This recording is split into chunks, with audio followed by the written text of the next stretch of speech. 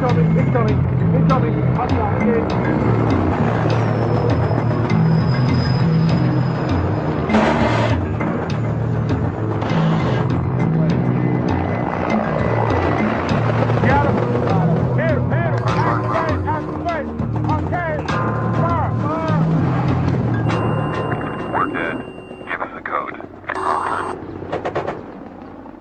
This is the OPFOR War Games base at Fort Polk, Louisiana, USA. OPFOR stands for Opposing Force, an exercise unit that puts 50,000 soldiers through their paces every year. The men who train at Fort Polk are called the Blue Force. Their challenge is to survive 21 days of the most realistic combat scenarios that instructors can throw at them. 3 solid weeks in the field, facing an unpredictable adversary across unknown terrain. Every gun on the battlefield is fitted with a sensor to register hits. Laser tagging for professionals. This is the miles gear, and every soldier have the miles gear on. They also have it on their helmets. And every weapon system has a laser on it. When a soldier is successfully engaged by some sort of a weapon system, then his miles will go off in a tone. And then that alerts the observer controllers that, in fact, the individual has been hit. At that point in time, he pulls out his casualty card. The casualty card may say that he was killed in action, and in other cases, it may say that he was wounded, and then how he was wounded. Then that gives the medical folks a training aspect so that they can use that in their own training as we conduct a medical evacuation off the battlefield. But every system has the laser systems, the Stinger, and the Avenger has the miles laser on it, and when successfully engaged, a tone will go off in the Hind helicopter that will alert them that they, in fact, were shot down.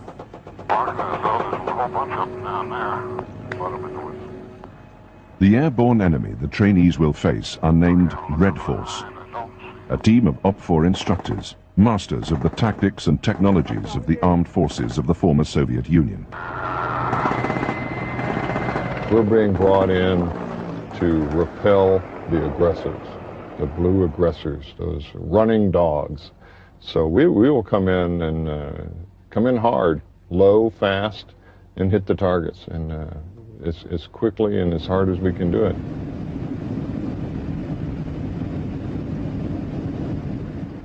This, by far, is the most fearsome weapon at the Red Force's disposal. An Mi-24 assault helicopter captured from Iraqi troops in the Gulf War.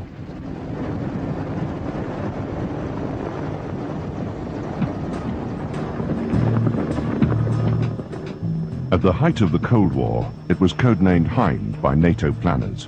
Thousands of these gunship transporters were built to destroy Allied tanks on the battlefields of Europe in World War III. Instead, it has seen combat in countless wars and conflicts across the Third World. Ironically, it now serves as a teaching instrument for the army it was built to destroy. Most of these gunners, it's the first time they've seen a Hind. They've seen an Apache, and they know how the Apache attack helicopter works. But this is Hind, it's something different. You know, this thing is going to take a good attack run. It's going to start coming screaming at you, and all of a sudden it break out of the trees, and there it is, and it's shooting the missiles, and it's shooting its machine guns, and then it's gone. The Hind pilots fly in the most heavily armored helicopter gunship the world has ever seen. They're protected by a titanium strongbox of a cockpit, built to withstand point-blank hits from 37mm anti-aircraft shells. The windscreens themselves are bulletproof. Even if the glass was riddled with a .50 caliber machine gun, the 2 pilots would survive and probably complete their mission.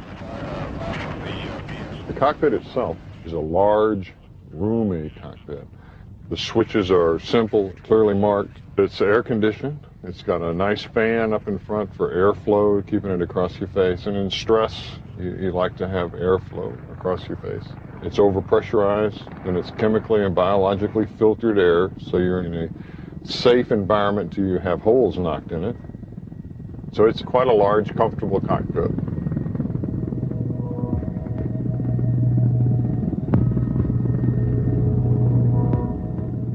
The Soviets had relied upon sheer weight of numbers to achieve military superiority. high-tech weaponry was never favored because of the intricate backup systems required by such machinery. The helicopter the Russians have inherited was designed by the Mill Company and first flown in 1971, and has proved itself to be a highly competent piece of weaponry.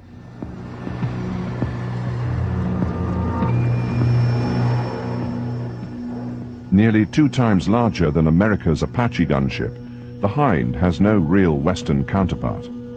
Soviet military doctrine had combined the speed of an attack helicopter with the size of a transporter.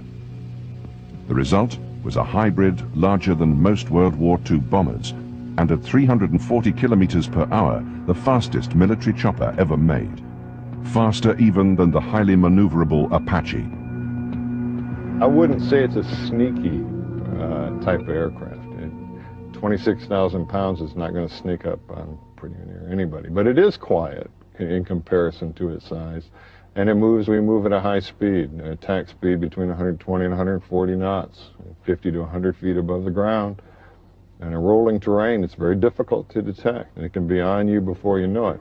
This morning we expect the Mi-24 Hind to conduct an air attack. The air attack route will go up along the east side of the brigade sector. It will fly north, propose targets at Mark Point 706, 705, 704, and the brigade supply area. On this training exercise, the soldiers of the 25th Infantry Division face a difficult job. Plunged deep into enemy territory, they must hold a riverbed running through their sector of the map. Along the way, they'll be subjected to ambush and attack by helicopter-borne Reds. The Hind pilots will not fly alone.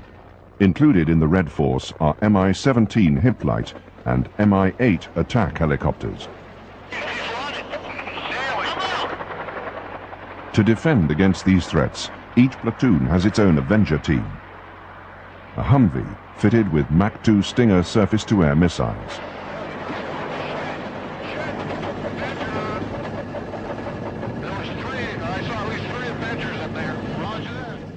Hind pilots hug the trees, seek their prey, and strike swiftly. This gives each team an average of just 3 seconds to get off a shot. If this were war, these men would already be dead. It's not good enough in our Army just to tell somebody, I want you to do this, and I want you to do it now. You got to tell the soldier why. You know, what's the purpose? What are we doing here? Down to the lowest level. He or she has an idea why we're out here. What's the whole purpose? What's the end game? And then the how is left up to them. And you trust them that they'll be able to apply that how, but it's the why.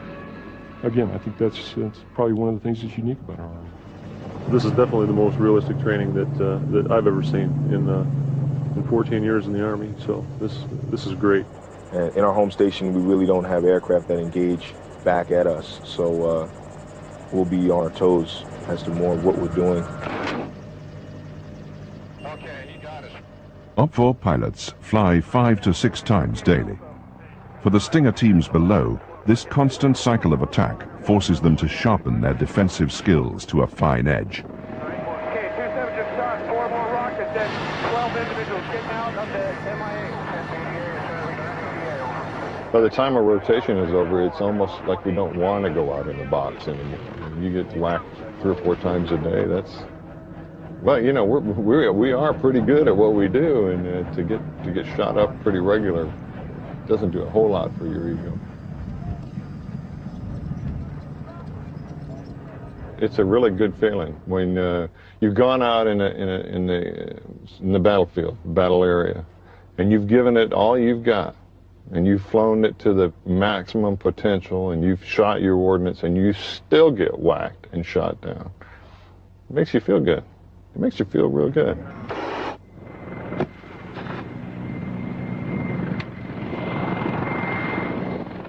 The Hind is adept at training the soldier of tomorrow. Though for thousands of such machines, their past is anything but a bloodless affair. I don't know about this one, but you know, you do wonder who sat in here, and you wonder where they are now, what they're doing now.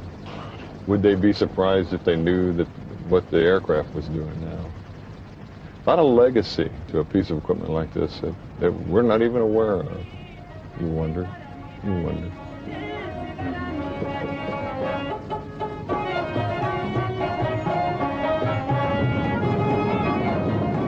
At the United Nations, the Security Council was presented with a resolution calling for the immediate and unconditional withdrawal of all foreign troops from Afghanistan.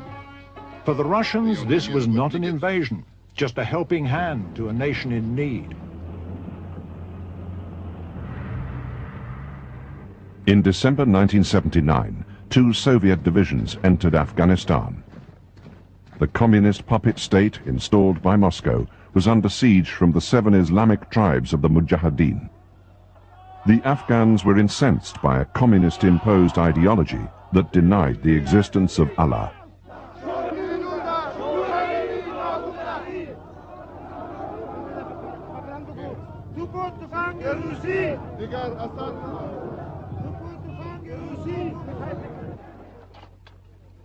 This would be the first real test of the Russian army since the Second World War. Suddenly seeing all these young conscripts out on the airbase, and they were all 18, 19, 20 years old. They were all trying to grow mustaches. And in a sense, this is like Vietnam déjà vu. In the early years, the Afghanistan war was left unreported in the Soviet-controlled media. In the early 80s, if you thumbed through magazines and newspapers that were covering the war in Afghanistan, basically you get an impression that Soviet soldiers in Afghanistan were raising flowers or picking flowers, or constructing schools or kindergartens, and nothing else.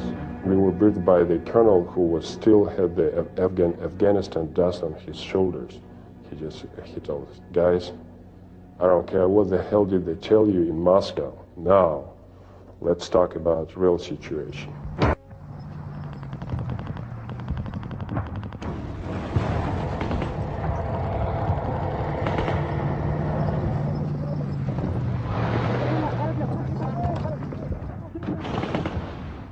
By late 1980, over 100,000 Soviets were fighting and dying in Afghanistan.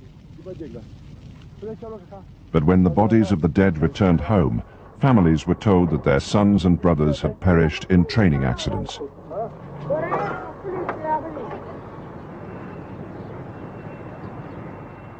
Throughout the war, the Soviets held Afghanistan's few cities, while the Mujahideen guerrilla army controlled the surrounding countryside.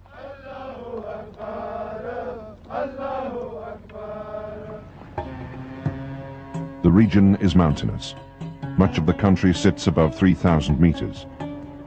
In attempts to project power beyond the cities, the Soviets scattered fire bases across the land.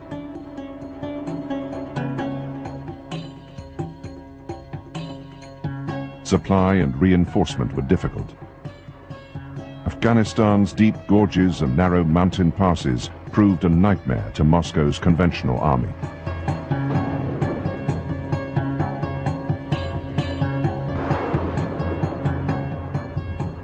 Soviet convoys found themselves under constant threat of sudden ambush by an enemy that was as elusive as it was destructive.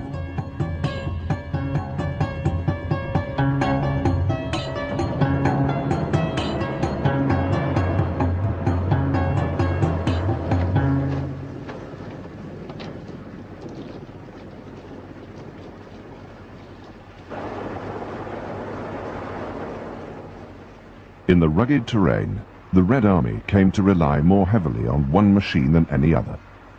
Like the American conflict in Vietnam before, Afghanistan became a helicopter war. And like the Huey in Vietnam, one aircraft became symbolic of the manner in which the war was fought.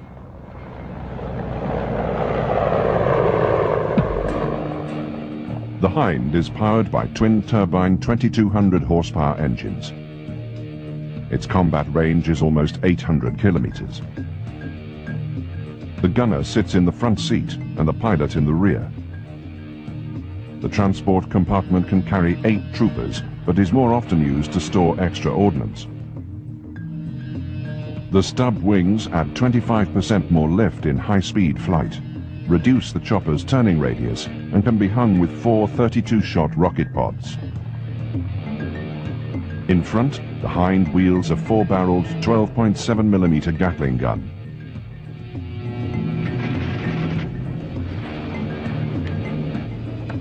Over time, the Mi-24 evolved into a pure attack gunship.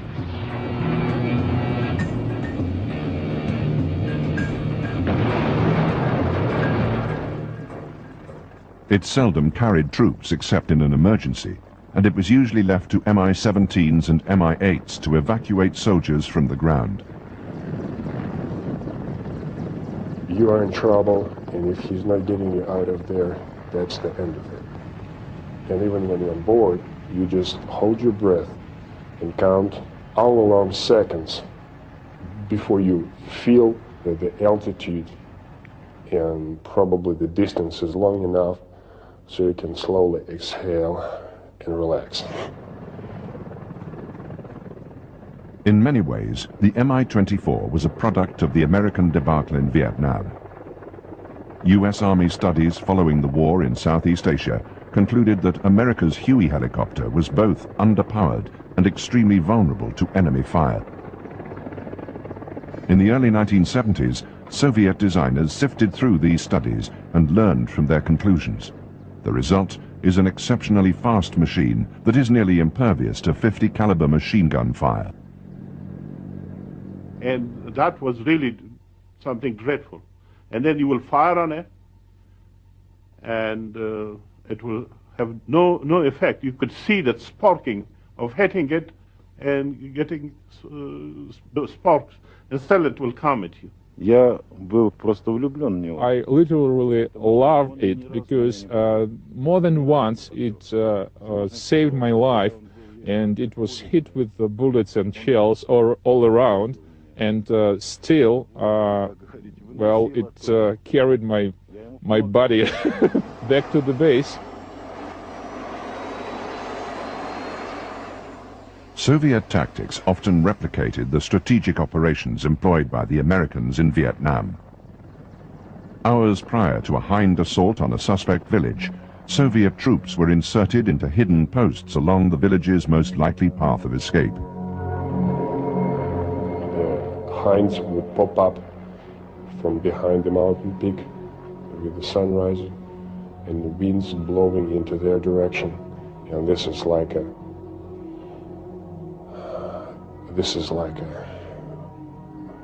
here comes the nightmare.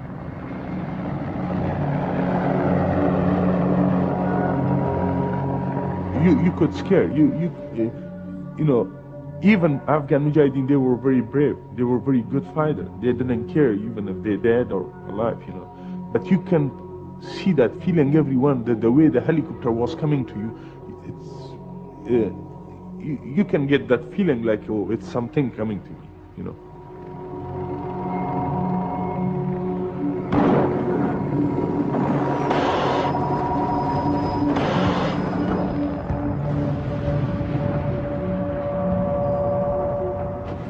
When they fled from the incoming choppers, the Afghans were ambushed as they stumbled headlong into the Red Army paratroopers lying in wait.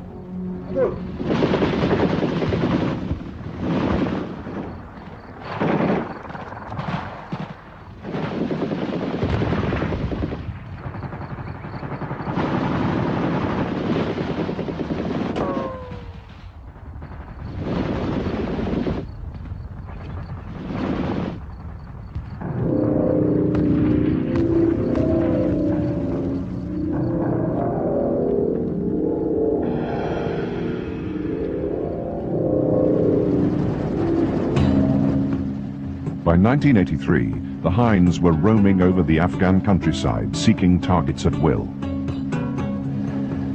Soviet pilots named themselves the Grey Wolves, while the guerrillas below christened them the Gabak, or the Spectres. We were told that we had free hunting, that we should go off and shoot any people not using official roads. But it wasn't right. What if a man in the desert is just moving to the nearest village? When we first came, some people felt okay about us, but in a year or so, that changed. For Soviet pilots, distinguishing civilian from combatant was often difficult. For leaders in Moscow, the distinction was inconsequential. Kremlin planners devised a strategy that many called genocidal. Villages were bombed to empty the countryside of the people who fed, clothed and sheltered the rebel fighters. If the Soviets had learned anything from the American experience in Vietnam, it didn't show. Terror tactics only strengthened the resolve of the enemy. There were incidents where, villages were taken out and just shot or bulldozed. That was a very common one where tanks would just run over bodies. Quite a lot of documentary evidence came out about that. With, children buried alive through bombings, again, deliberate attacks against villages, sometimes as punishment for attacks by the guerrillas. Anything against land, community, faith, and honor calls for fighting to death.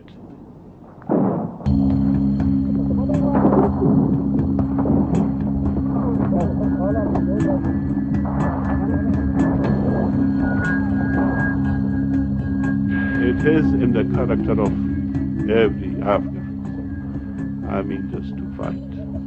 And from the beginning, I had some friends here in the state. I told them that the Afghans will fight to the last man. And they did, and I was not wrong. The Afghans simply became more determined in the face of escalating violence. The Afghans could travel on bread and tea, and could travel for days, weeks, even months on this, very basic form of nutrition, and they seem to have this extraordinary resilience for living on very, very little. For the Soviet troops, the resilience of their helicopter comrades was fast becoming legendary. Experience, like what the hell, what do they experience when we were covering our heads under the fire and those guys just sitting in this without anything they can do to protect themselves?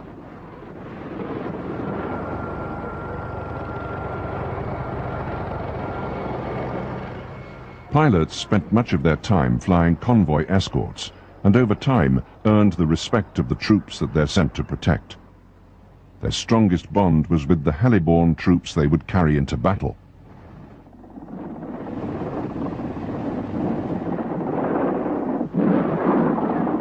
For airborne, it was like between brothers. And I especially respected that they never used their chutes when they were flying us for sorties. So if push comes to shove, we were in the same boat, and they would not take any extra chances to save themselves or to leave us, to just drop us in the deep shit alone. Hind pilots often flew on what they called roadrunner missions. In order to present as brief a target as possible, they'd spend much of their time flying just above the ground, as small arms fire posed little danger to the thickly armored chopper. But by 1984, the Mujahideen had learned a new trick. They took a weapon designed to penetrate the thick armor of Soviet tanks and directed it skywards.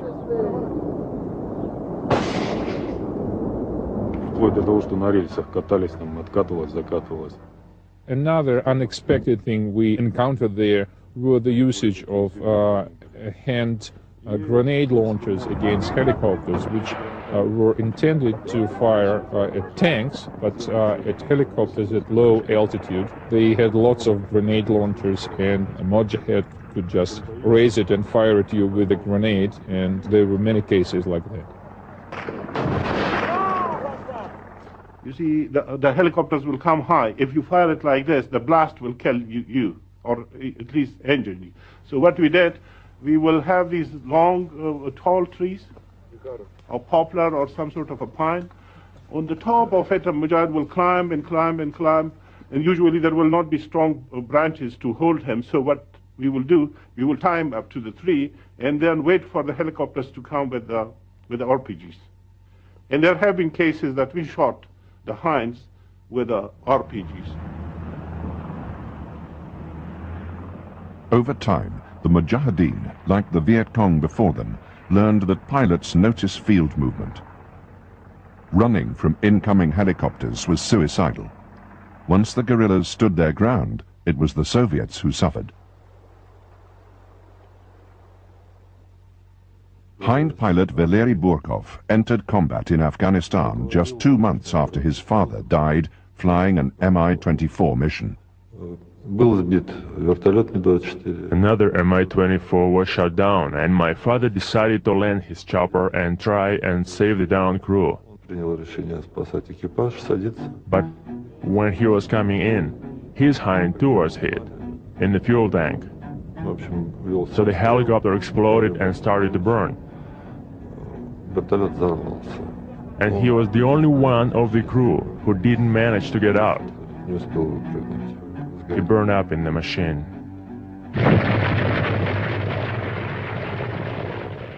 Eventually, the Hind's weaknesses began to show. The altitudes in Afghanistan are extreme. Some Soviet fire bases were located as high as 5,500 meters. The thin air took its toll on turbine engines built to work no higher than 4,000 meters. This sometimes cut the helicopter's speed by as much as 2/3. More often, it meant that the heavy armor-plated machine couldn't take off like a real helicopter, but would lumber down a short runway to get airborne. When pilots complained, Moscow and the Mill Company took no real action. Russia's idea was always to make more cheap aircraft. The more the better, the cheaper the better. Pilots were expendable. In the Soviet communist ideology, people were expendable anyway. And the most expendable were the draftees in the convoys below. Now, most of these conscripts were non-Russian, ethnic Russian. They tended to be Georgian, Ukrainian, from the Baltic states, Estonians, Lithuanians. So there was a degree of resentment toward the Russians, toward Moscow. Also, most of the conscripts hadn't any idea why they were covering or why they were involved in this war. As I understand, Moscow tried to save more Russian kids because Russian population was not growing as fast as the population of Asian republics, and I think it was a very cynical policy of Moscow leaders. So I think there was a lot of resentment amongst the conscripts. They didn't really believe in this war. For many in combat, this sense of detachment would soon change. For most of the guys, they were more or less indifferent until they experienced personal casualties among their friends or they were wounded. Then, by blood, they were committed to this vicious circle of cannon fodder. Once you lose your buddies, peers, with whom you had a personal experience sharing your life, your service, then you just start from there. Then for you, it's like the whole damn thing personifies in the faces of those who perished. And the revenge is the word. That's it. And for them, there is no difficulties, no doubts. It's as simple as that. They killed my body. Now you watch me. I think the fear element had grown. I think also the fear element had grown with the Soviets because word did come back of what happened. And if you look at the Soviet propaganda, which a lot of it was probably not that far off the mark, that if you got captured, they would skin you alive. I mean, I always remember this being one particular element, that they would skin you alive, and it did happen.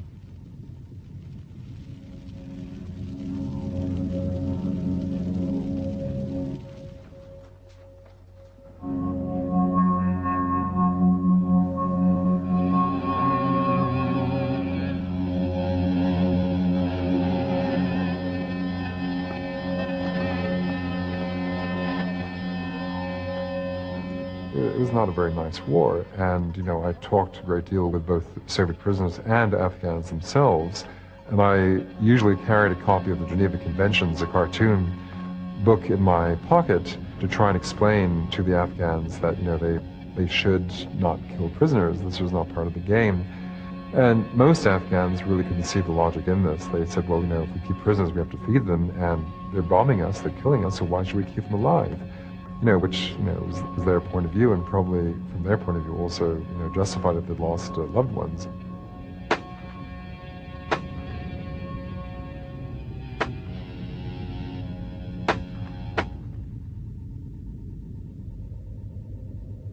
Just to dampen the morale of our soldiers, they would throw the live body of one of our prisoners with his legs and arms cut off and still bleeding. And as soon as the column stops and the guys would check out what the hell is going on, they would put it like in the big box from missiles, and it is open. And then the whole story is just like a wildfire, spreads all along the column. And you just can look at the faces of the young soldiers, how they turn pale, and some of them just tremble. And it's hard to measure to what extent it affects the combat readiness, but usually, well, I believe you understand what I'm talking about. It just fortified the views of those who spent some time there. It gave them ugly justification for atrocities on our side. So for us it was very simple. When we dealt with the POWs, we would have only very limited options. He cooperates with us. If he doesn't want, he will be wasted on the spot. That's it. Nothing fancy. No slicing, no knifing, anything like that. With each passing month, combat in Afghanistan was turning ever more savage. By 1986, even the children of the Mujahideen were fighting the Soviets. Such conflicts had no respect for age. Unlike the Hind, most Soviet helicopters flew without heavy armor and bulletproof glass. One of our Medevac helicopters was shot down by a teenager, and after he was killed, it turned out that he was no elder than probably 13 or 12 years old. When he shot the pilot, a bullet struck him right between his eyes from probably around 250 yards. And he had enough guts to shoot from such a close range and to take all. And I'm sure he had a pretty understanding what would happen with him, and he took the risks. So we developed the feeling of just respect to professionalism and to the other side. By 1986, the CIA was supplying the rebels with the Stinger missile. Capable of hitting a moving target 5 kilometers away, it represented a massive threat.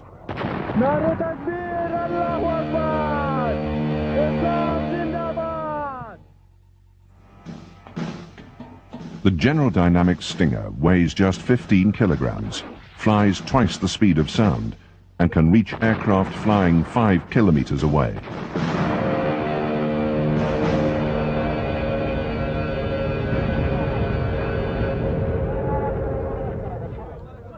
There was a perception in the CIA that the rebels were not technologically advanced enough to utilize such a weapon. But the guerrillas were quick learners, and the new missile proved deadly to the Soviet aircrews. One resistance commander remarked, "There are only 2 things we Afghans need: the Quran and more Stingers."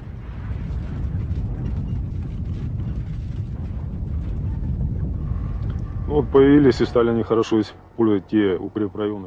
you see, the basis for 10 years of war didn't change, and we used one and the same basis. So However, you would change the routes leading out of the base and back to the base. The directions were still the same. So Mojaheds built up fortified positions in the mountains on the general directions of our approach to the airfields and our routes leaving the airfields. And especially when they got stingers, they had people literally sitting with stingers, and if not in a day, then in a month, at this particular point, an aircraft would appear and would be shot at. The most dangerous time was around 1986. We lost a third of our men and a half of all our helicopters.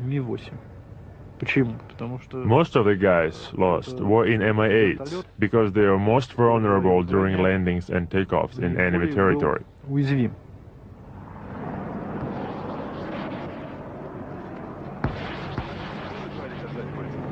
By 1987, flare dispensers had been added to most Soviet helicopters. They acted as decoys to the heat-seeking missiles. Fixed-wing aircraft too utilized this system. Despite this, in 1987 alone, more than 200 Soviet aircraft fell prey to the Mujahideen's new weapon.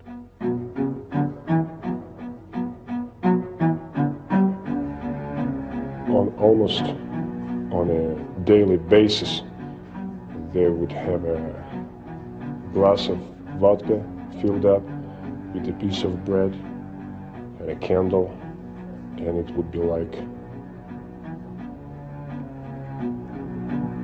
a funeral or faraway party for somebody else who was shot.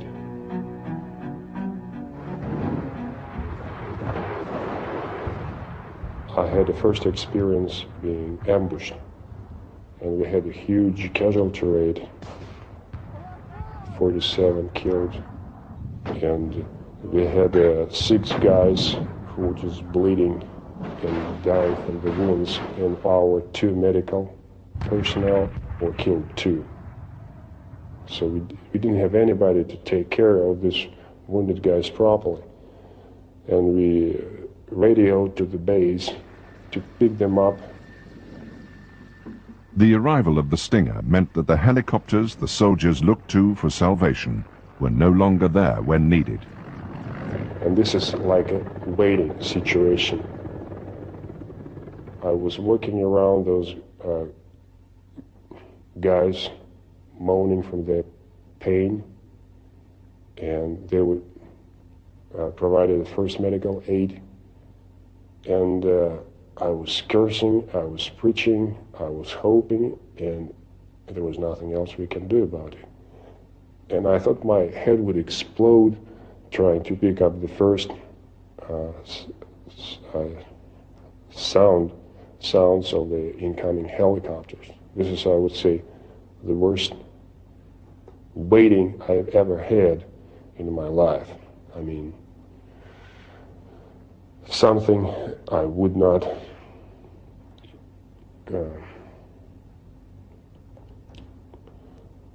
I wouldn't like to have anybody get through.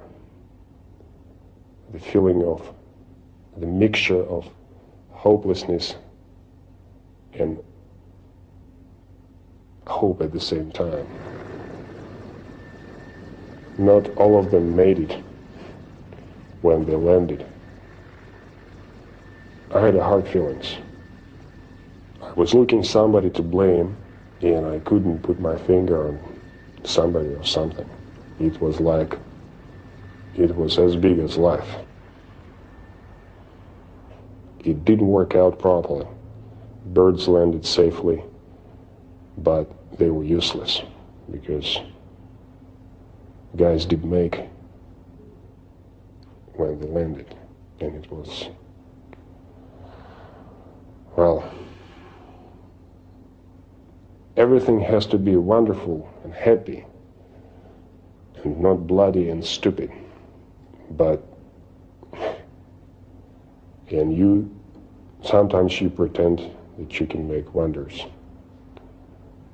but sometimes you realize that you can't do it.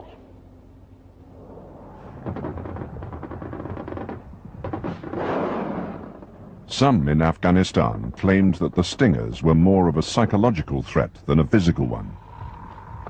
I think the numbers of Stingers which actually shot down Soviet planes was quite questionable. I saw probably 5 or 6, and each one I saw being fired missed. And I think that was the same experience of quite a few of my other colleagues. However, the facts speak for themselves. 1,300 Soviet aircraft were shot down, nearly 1/3 Mi-24 Hinds. By the winter of 1988, Soviet morale was devastated. There was not much of a discipline in their soldiers. Their soldiers were selling their weapons, trading it for something. They were even selling their spare tire of their jeeps. They will sell fuel out of their vehicles. They will sell ammunition. In Moscow, the war was now being freely debated. Glasnost and Perestroika had opened the floodgates. For the first time in Soviet history, public dissent against a war of aggression was openly tolerated. Social fatigue and a crumbling economy was to undermine support for the war. The Soviets then announced their impending withdrawal from Afghanistan. In the months that followed, soldiers in the field focused on one thing: getting home in one piece. Hind pilot Valery Burkov served with ground troops as a forward air controller. When we took over one of the mountains in the Panjshir Valley, there was a bunker. A natural bunker in a mountain cavern at the summit. And when we got up there, I went down to this bunker to look for trophies. It was a position for a high-caliber machine gun. And just when I climbed out with my trophies, I stepped on a mine under a rock near the entrance. It seems it was the only mine on that mountain. So when the enemy left that position, they left just one mine, and I stepped on it and it exploded. Burkov lost both his legs in the explosion. A helicopter carried him to safety, and for this he became a hero of the Soviet Union.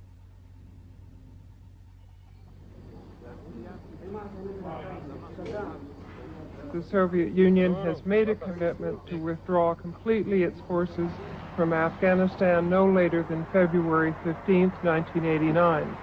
There is no reason why they should not meet this obligation, and we expect the Soviets to honor the obligations they undertook in signing the Geneva Accords. There is no evidence that they will not do this.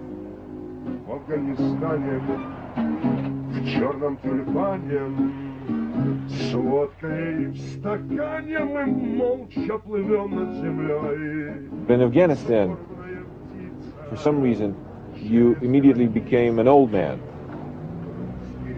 just right after you were youth. I've seen eyes on young faces, eyes that should belong to very old people, 80 years old, 90 years old. Those kids, what they saw in Afghanistan was beyond normal human experience. And this was reflected in their eyes. It's like, we made it. It's like, from now on, it's R&R till the end of my life. Nothing will be as bad as it was. That's it. Today, a small unit of guardsmen was marched onto the runway of Kabul airport. We were excited that we made it, we were there, we made it, and now we're back home, period. I mean, nothing to worry about. I must tell you that I, as a correspondent in Afghanistan, went through different stages of understanding of what war is all about. In 1986, I thought that we need another 2 or 3 divisions and everything will be okay. In 1987, I thought that even if you send 3 more armies, you'd still lose the war, and that something is deeply wrong here.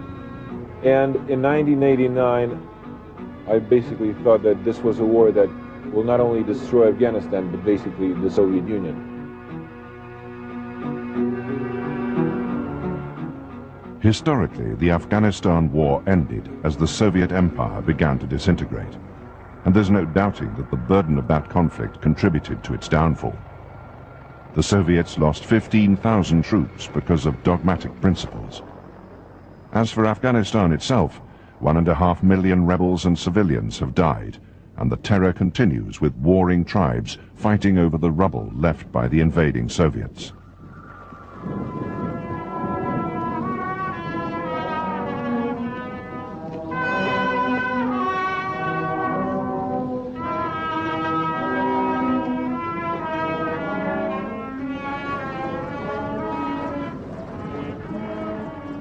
For me, the hind is a symbol of our Afghan experience. For me, it signifies, like an accumulated force, all the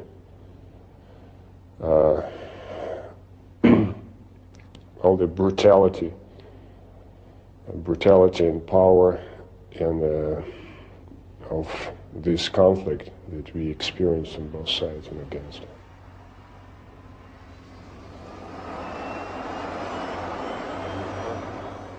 The Red Army and the empire that this weapon was built to serve no longer exists. It's ironic that the system the helicopter now operates under is as run down as the helicopter itself. There is a final irony. Because of the lack of fuel in Russia, the average Russian Federation pilot flies just once a month, making the hind pilots of the Louisiana OPFOR unit the most active Mi-24 unit in the world.